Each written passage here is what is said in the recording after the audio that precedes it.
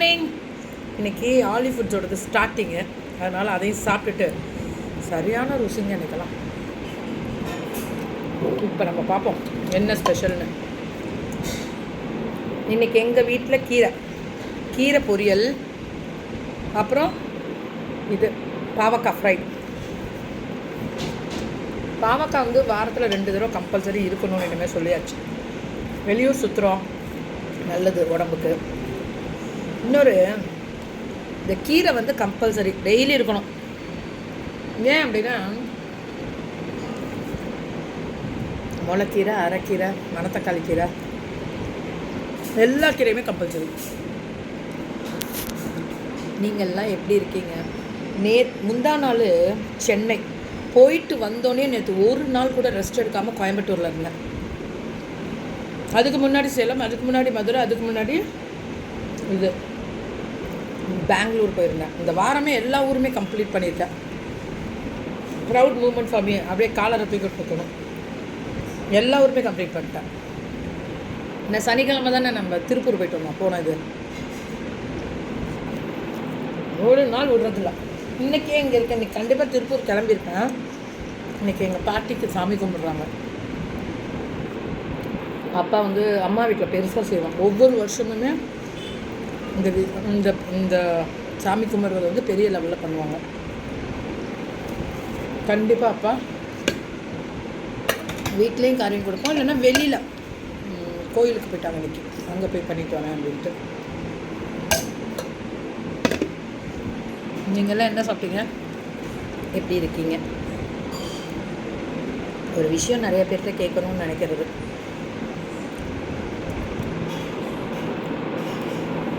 இங்கே பார்க்குறவங்கள்ட்ட நான் கேட்குறேன், உங்களுக்கு நான்வெஜ் ரொம்ப பிடிக்குமா, வெஜ்ஜு ரொம்ப பிடிக்குமா? எனக்கு நான்வெஜ் பிடிக்கும். சின்ன வயசுலேருந்து அம்மா நான்வெஜ் நிறைய கொடுத்துருக்காங்க. இருந்தாலும் சாப்பிடுவேன். ஆனால் இல்லைன்னா அது வேணும்னு எதிர்பார்க்க மாட்டேன். ஆனால் வெஜ்ஜில் வேறு லெவல். இது ஒரு பக்குவமாக அப்படின்னு தெரியல. நாங்கள் சுற்றுறதுக்கு வெஜ்ஜு வந்து நம்ம ஸ்டொமக்கு அப்செட் ஆகாமல் அப்படியே சூப்பராக இருக்கும். சாப்பிட்றதுக்கு எதமாக அது கீரைலாம் அல்டிமேட்டாக இருக்குது. ஆனால் நான்வெஜ்ஜுன்னு ஒன்று ஆரம்பித்து பிடிக்க ஆரம்பிச்சிருச்சுன்னு வச்சுக்கோங்க, வெஜ்ஜை தொடவே முடியறதில்ல. அது ஒரு பிரச்சனை இருக்குது. எனக்கு வெஜிடேரியன் ரொம்ப பிடிக்கும். உங்களுக்கு வெஜ் ஆர் நான்வெஜ்? சாப்பிட்டுருங்களேன். இந்த சாப்பாடு இருக்கேன், போங்க.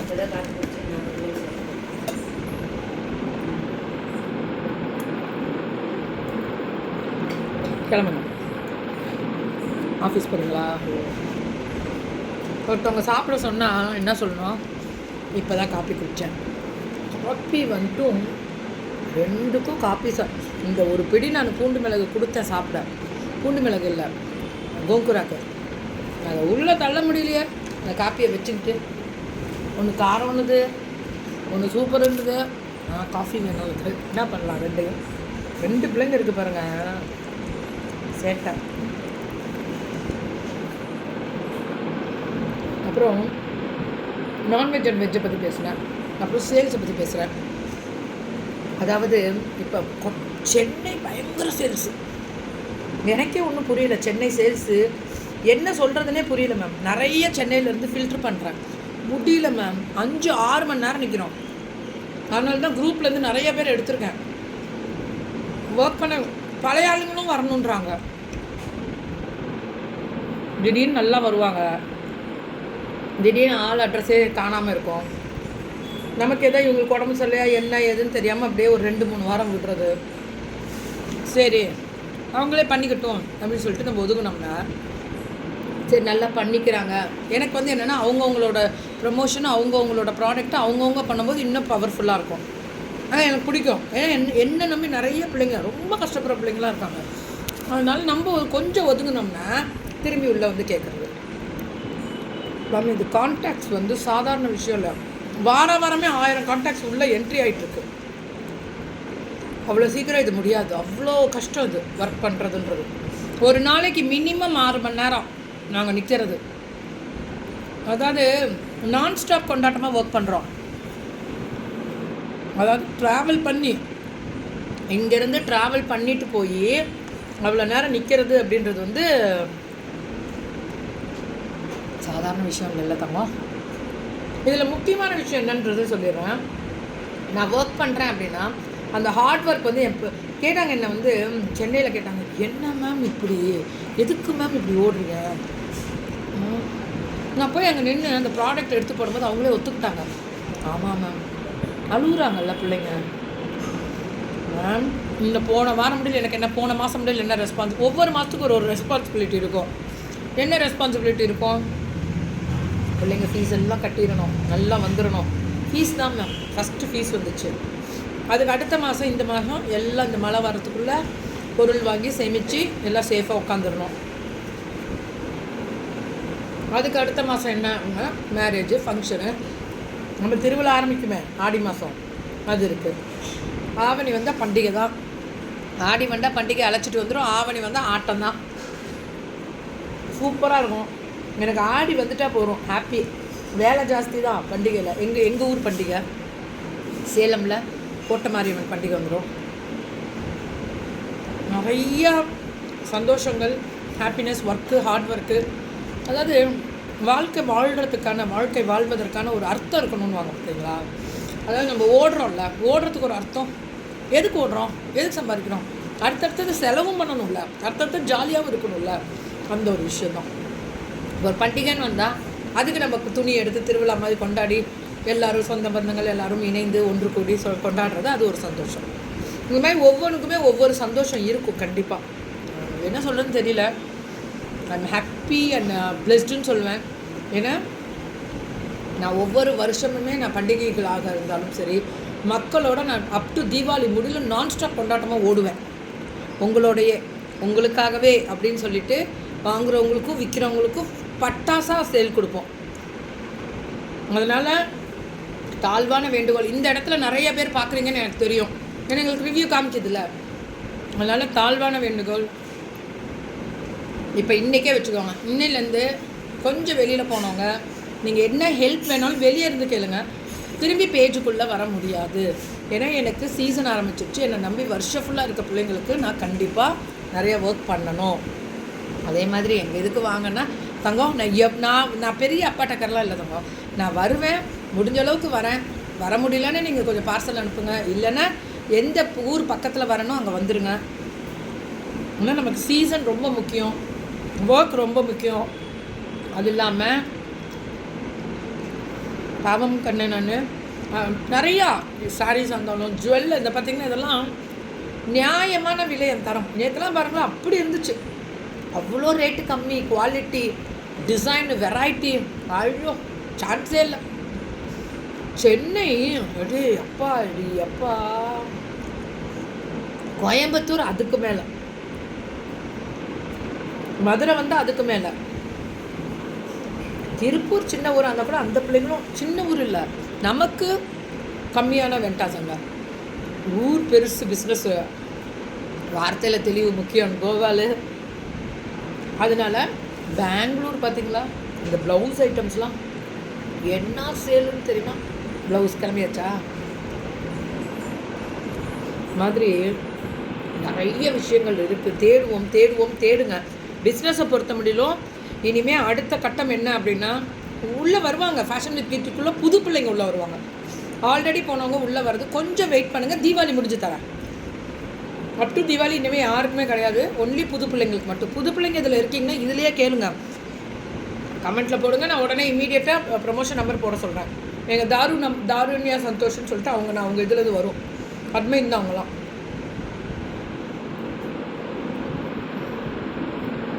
சாமியை கும்பிட்டுட்டு, முக்கியமான கோயில்களுக்கெல்லாம் போய் சாமியை கும்பிட்டுட்டு ஆரம்பிச்சிருவோம் ஆடி மாதம் வரத்துக்குள்ளே.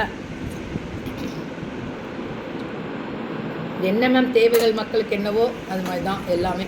ஸோ இதில் முக்கியமான இன்னொரு விஷயம் சொல்ல மறந்துட்டேன். அல்டிமேட்ரா தெய்வமே, எங்கே அந்த ஸ்க்ரீன்ஷாட் எடுத்துகிட்டு வந்தால் காமிச்சிடலாமே. இம்சை மேம், இது அன்வான்டுக்கு ஒரு 2-3 இம்சைங்க பார்க்குதுங்கள்ல, அந்த இம்சைங்களுக்கு என்ன நடந்துச்சு தெரியுமா மேம்? நேற்று 4 மணி, எர்லி மார்னிங், கோழி கூவுற 4 மணி இல்லை, ஈவினிங். நானும் வண்டியில் வந்துட்டு இருந்திருக்கேன். லாகின் பண்ண ட்ரை பண்ணியிருக்காங்க இன்ஸ்டா அக்கௌண்ட்டில். மார்னிங் தான் 2 ஸ்பெக்டர் வெரிஃபிகேஷன் போடுறேன். என்ன முருகா நீ தெய்வம். ஏன்னா சின்ன பேஜெல்லாம் நம்மளாம் என்னடா நம்ம சின்ன பேஜ் தானே. அந்த குட்டி குட்டி பேஜெல்லாம் ஒரு 20K 60K இருக்கிறதால ஏமா தூக்குறது? என்ன அந்த அல்பாசை, என்னதான் அந்த அல்ப சந்தோஷம்னு தெரியல. இது கடவுளோட, நான் ஒவ்வொரு தடவையும் சொல்லுவேன், என்னோடய பேஜஸ் எல்லாமே முருகரோடது தான். ஏன் நான் அதை முருகர்கிட்ட ஒப்படைச்சிட்டேன்னா, ஒன்லி ஃபார் கஷ்டப்படுற பிள்ளைங்களுக்கு. நீங்கள் நான் ஓடுறனாலும் அதில் அர்த்தம் இருக்கணுன்றதுனால தான் ஓடுவேன். ஏன்னா இங்கே உட்காந்துட்டு ஒர்க் பண்ண முடியாதா? நேற்று ஈவினிங் லாகின் பண்ணுறாங்க. லாகின் பண்ணி ஓடிபி எனக்கு வந்துருச்சு. அவங்களுக்கு ஓடிபி தெரியல.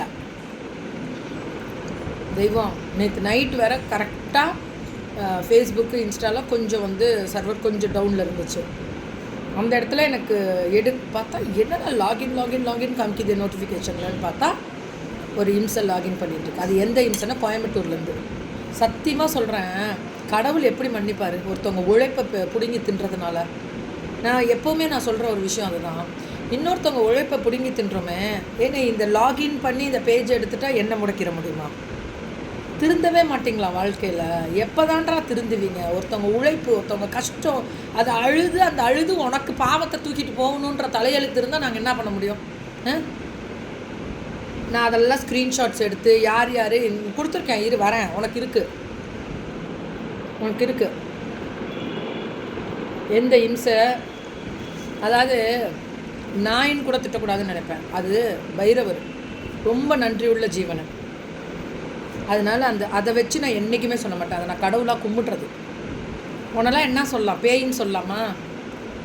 அது கூட மனசாட்சி இருக்கும், இன்னொருத்தவங்க உழைப்பை திருடக்கூடாதுன்னு. அப்போ என்ன ஜென்மமாக இருப்பேன் நீ எல்லாம்? எப்போ அவங்களுக்குலாம் இப்படி இன்னொருத்தவங்களோட கஷ்டத்தை உழைப்பை எடுத்து பிடிங்கி தின்னுட்டு நல்லா வாழ்ந்துட முடியும்? யாருனாலே நல்லா வாழ முடியாது அப்படிலாம். முருகர்னு ஒருத்தர் இருக்கார். எல்லாருக்கும் ஒரு கடவுள் இருக்காரா? விடமாட்டாங்க. ஸோ இந்த இடத்துல மக்களுக்கு மன்னிச்சிருங்க. இந்த இடத்துலேருந்து சொல்லணும்னு நினச்சேன், உங்கள் முன்னாடி சொல்லணும்னு நினச்சேன். இதோட கருத்தை நீங்கள் பதிவிடலாம். நேற்று லாகின் ஆகிட்டே இருக்குது மேம். அத்தனை லாகின்னு நேற்று நாங்கள் எடுத்து ஸ்க்ரீன்ஷாட் எடுத்து வச்சுருக்கேன். எல்லா லாகினையுமே எங்கேருந்து லாகின், எனக்கு ஓடிபி தனியாக வந்துக்கிட்டே இருக்குது. இது என்னடா நம்ம இப்போ லாகின் கேட்கல ஓடிபி வருது. நைட்டு பார்த்தா சர்வர்லேருந்து அத்தனை ஓடிபி வருது. எல்லா கன்றாவையும் இந்த நாய்களுக்காக மாற்றினேன். திருத்திக்கிறேன் இந்த பேய்களுக்காக. அது 2-3 பேய் இருக்கும் போல இருக்குது. அப்புறம் தெய்வம் அதை கம்பேர் பண்ணி இந்த நன்றி கட்டத்துங்களெல்லாம் சொல்லக்கூடாது. அப்புறம் மாற்றிட்டு நிறைய ப்ராசஸ் பண்ணோம் நேற்று நைட்டெல்லாம் உட்காந்து. ஐயோ ராமா, நமக்கு தூங்கிறதுக்கும் சாப்பிட்றதுக்குமே நேரம் இல்லை. இன்னொருத்தவங்க அழிக்கிறதுக்கெலாம் எப்படி தான் உங்களுக்கெல்லாம் நேரம் இருக்குமோ, இன்னொருத்தவங்க உழைப்பு பிடிக்கிறதுன்னா எப்படி தான் நேரம் இருக்குமோ, இங்கேருந்து இங்கே பின்னாடி முடியல் கிழிச்சிக்கிட்டு பேசுகிறதுங்களுக்குலாம் எப்படி தான் நேரம் இருக்குமோ புரியலை எனக்கு. இதே பொழப்பா? இப்போ தான் நான் ட்ராக்கிங் போட்டிருக்கேன். இந்த உனக்கு இருக்குது. ஸோ இந்த இடத்துல நான் சொல்லணும்னு நினச்ச ஒரு விஷயம், போய் தொலைப்போ, நான் மன்னிக்கிறேன். எப்போவுமே சொல்வேன்ல, கஷ்டப்படுத்துகிறவங்களாம் மன்னிச்சு போய் தொலைப்போ அப்படின்னு விட்டுறேன். அப்புறமேட்டு நம்மளோட இதுக்கு வரலாம். என்ன தான் இதுதான் லைஃபு, ஐயோ முடக்கிட்டான் பயப்படுறோன்னு வச்சுக்கோ மேம். நம்மளை ஒன்றும் முடக்க முடியாதுல்ல, கடவுள் இருக்கார்ல நம்மளோட. இந்த பேஜே கடவுளுக்கு ஒப்படைச்சிருங்க. உங்கள் தெய்வங்கிட்ட ஒப்படைச்சிட்டிங்கன்னா அது பார்த்துக்கும். எந்த தெய்வத்தோட சொத்து நம்ம தொற்ற முடியாது. தொட்டா குலநாசம்னு சொல்லுவாங்க. அதனால் பொறுமையாக இருந்துக்கோ. எங்கே தான் இருந்து வருவீங்களோட அப்பா சாமி? இது லேடிஸா ஜென்ஸா? இதை இப்போ போட்டிருக்கேன், இன்றைக்கி வந்துடும். உனக்கு இருக்குது, எடுக்க சொல்லியிருக்கேன், போடுவேன். அப்படியே அவங்களோட பேடோட ஐடியோட போடுவேன். தங்கம் லைஃப்பில் நம்ம வாழ்கிறோம். நான் சொன்னேன்ல நேற்று, ஏதாவது ஒன்று எங்கேயாவது ஒன்று பிரச்சனை, ஏதாவது ஒன்று எங்கேயாவது ஒரு இம்சைங்க கிளம்பிக்கிட்டே தான் இருக்கும். அதுக்கு பதில் சொல்லக்கூடாது. எதுக்கு தெரியுமா இன்றைக்கி சொன்னேன்? உங்களோட 2 செக்டார் வெரிஃபிகேஷன் போட்டு வச்சுக்கோங்க. ஏன் அப்படின்னா, இந்த மாதிரி இம்செல்லாம் ஒரு 4-5 இருக்குது. இப்போ பார்த்துக்கிட்டு தான் இருக்குன்னு நினைக்கிறேன். அந்த 4-5 இம்சை ட்ரை பண்ணி உள்ளே வந்துடும். இதுக்குன்னே பொழப்பா 4-5 கிடக்குது. என்னடா பண்ண முடியும்? எடுத்தால் திரும்பி எங்களால் முடியாதான்? மக்கள் திரும்பி வரமாட்டாங்களா? என்ன நீங்கள் எங்களையா தூக்குறீங்க? என்ன ஒரு கன்றாவி பிடிச்ச பொழப்பு. இது போட்டுக்கிட்டிங்கன்னா உங்களுக்கு ஓடிபி வந்துடும். உங்களுக்கு வாட்ஸ்அப்பு மெசேஜில் ஓடிபி வரும். அந்த ஓடிபியை நீங்கள் யாருக்கும் ஷேர் பண்ணக்கூடாது. எல்லாமே வாட்ஸ்அப் முதற்கொண்டு உங்கள் ஃபிங்கர் பிரிண்ட் வச்சு பிளாக் பண்ணிக்கோங்க. எந்த ஒரு ஃபோனுமே விழுந்துட்டால் அந்த ஃபோன் யாருமே ஓப்பன் பண்ண முடியாத அளவுக்கு ஃபீச்சர்ஸ்லாம் இன்றைக்கி இருக்குது.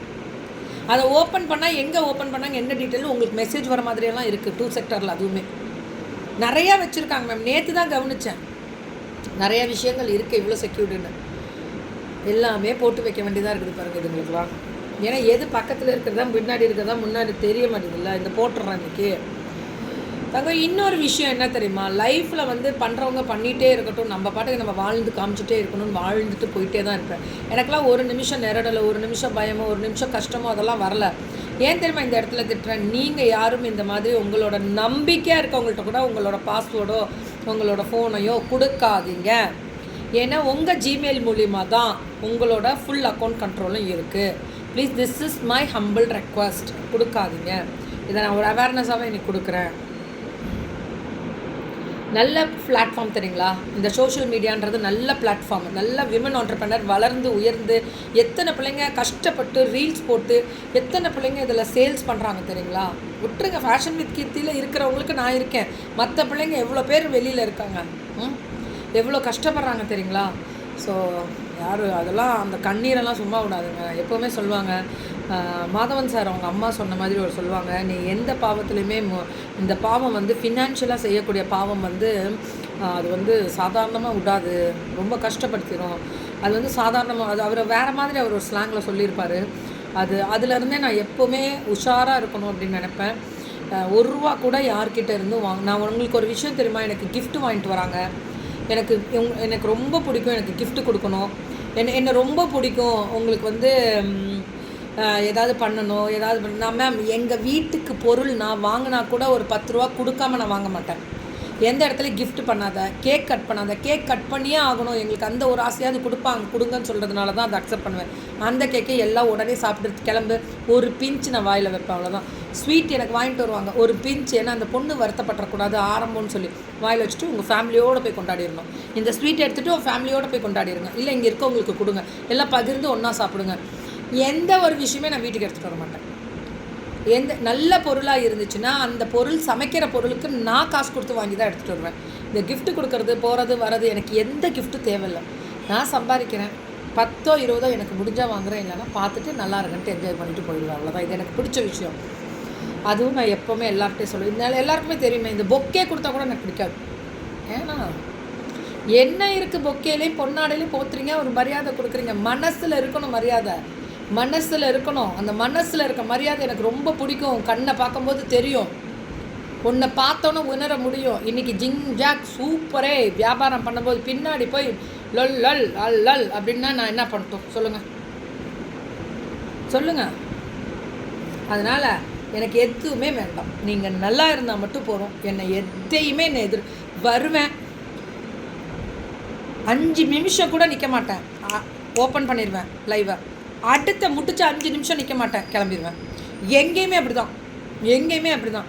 மதுரையிலையாவது 2 பிள்ளைங்க பேசுவாங்க, அவ்வளோதான். அதுவும் இப்போ கிளம்பிடுறது. டைம் இல்லை, எனக்கு சீக்கிரம் வரணும், 4-5 மணிக்கு இங்கே உள்ளே என்ட்ரு. நம்ம நல்லா பொழுது இருக்கும் போது வீட்டுக்கு வந்துடணும். இனிமேல் மழை காலம் வேறு. நினச்சி பாருங்க, 1 மணி 2 மணி 3 மணி ஒரு நாள் போகிற 365 நாளில் இல்லை மாதம் ஒரு நாள் போகிறது கிடையாது, தினம் போகிறது. அதுதான் முக்கியம். யாருக்காகன்றது மக்களுக்கு தெரியும். ஸோ நான் அதான் சொல்கிறேன், வியாபாரம் இருந்தால் வாங்க, இல்லைன்னா வராதிங்கன்றுவேன். வராத, உன்னோட ப்ராடக்டில் மாற்றத்தை தேட முடியலையா, இல்லை என் மேலே தான் தப்பானா நான் ஏற்றுக்கிறேன், நீ கிளம்பு, அவ்வளோதான். நான் யாரையுமே நான் இதை தானா அவங்கவுங்களா வந்தது தான். நான் யாரையும் நீ வா போறியா வரியா வா, அவ்வளோதான். ஏன் அப்படின்னா உன்னால் இந்த இடத்துல நின்று சர்வே பண்ணி உங்களால் அதை சாதித்து சக்ஸஸாக முடியும். மரியாதைன்னு ஒன்று இருக்குல்ல மேம், அந்த மரியாதையை வந்து கரெக்டாக கொடுக்கணும். சின்ன பிள்ளைங்களாக இருந்தாலும் பெரிய பிள்ளைங்களாக இருந்தாலும் நான் கொடுக்குறோம்ல, அது மாதிரி அவங்களும் கொடுக்கணும். ஆனால் ஸ்ட்ரிக்டாக இருக்கிறோம் அப்படின்னா ஸ்ட்ரிக்டாக இருந்தால் தான் மேம் அங்கே பண்ண முடியுது, அதுதான் உண்மை. அதுக்கு முன்னாடி ரொம்ப சிரிச்சுட்டு நானே இழந்துட்டேன் என்னோடய மரியாதை, அதுதான் உண்மை. லைஃப்பில் நிறைய விஷயங்கள் கற்றுக்கிட்டே இருக்கோம். இன்னமும் நானும் கற்றுக்கிட்டே தான் இருக்கேன், நீங்களும் அதே தான் கற்றுக்கிட்டே தான் இருப்பீங்க. கவலைப்படாதீங்க, டோன்ட் கேர்னு. இது ஒரு லைஃப், இதே பார்ட்டு, இது ஒரு லைஃப்பில் ஒரு பார்ட், அவ்வளோதான். பொறாமப்படுறது பட்டுக்கிட்டே தான் இருக்கும். அந்த பொறாமப்படுறதுக்கெலாம் பதில் சொல்ல முடியாது. வயிற்றெரிச்சல் சிரிக்கும் நேரில் இருக்கும்போது பின்னாடி வயிறு எரிஞ்சிட்டு போகும். அதுக்கு பதில் சொல்ல முடியுமா? போயிட்டே இரு, நீ அவ்வளோதான், உன் புத்தி, நான் வளர்ந்துட்டேன், கெத்தா போ, அவ்வளோதான் தங்கம், இதுதான் லைஃப் தங்கம். அதுக்கு தான் பதில் சொல்லாதீங்க. அப்படி தான் தங்கம். லவ் யூ எல்லாருக்குமே. இன்றைக்கி அந்த அவேர்னஸ் கொடுத்ததே அந்த லாகின் ஆகுது நிறையா, இது பார்த்துக்கோங்க.